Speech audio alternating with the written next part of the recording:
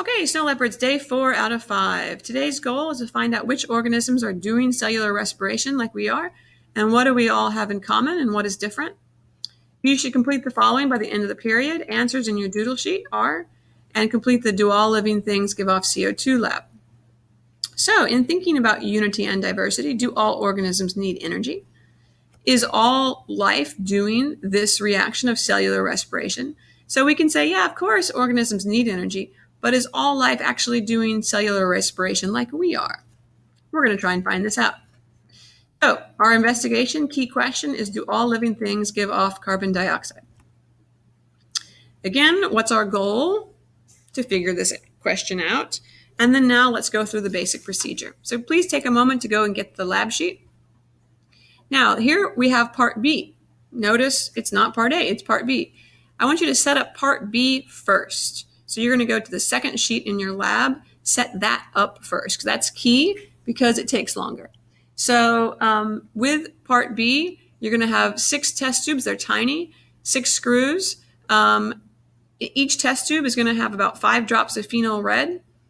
Drop the phenol red in first, then slide in the screws, and then you're going to add your contents. For your seeds, I've actually already sprouted them for you. You're going to use about 25 sprouted seeds, and then put 25 unsprouted seeds. And then keep in mind, just be aware when you're cleaning up. I do want all of the screws back, so we'll talk about cleanup, okay?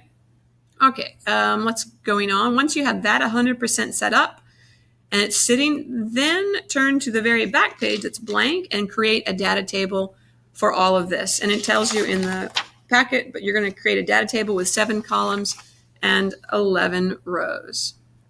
Now do part A. So in part A, if you go back to that, this time you're actually going to put 10 to 12 drops. So just keep it consistent, 10 drops in each one, let's say, of phenol red. Follow what it says there. And the key thing is when you're doing tube 3, make sure you use a tiny straw, because if you use a big straw, it's going to go everywhere. This is a small test tube and a small amount of phenol red, so use a tiny straw. Okay. Once you've got all of that done, these are your instructions, but you've got that on the paper. So do your lab and then come back to this. All right. So what do we figure out? Do all living things give off CO2? Do they all respire?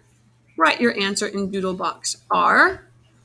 And what are the requirements of cellular respiration? What do you think? Do you think all organisms in all environments meet these requirements?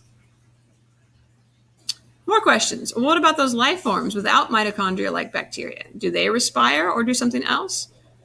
What happens when little or no oxygen is available in the environment? So, for example, what's happening when we're exercising hard and we're out of breath for a long time? Talk about those questions with your group and put me on pause and then come back. Okay, in thinking about what we've learned today, is cellular respiration an example of unity or diversity, or are there aspects of each? Add your ideas to what you've written in doodle box R. And that is, share your answers with your group, and that is it for today.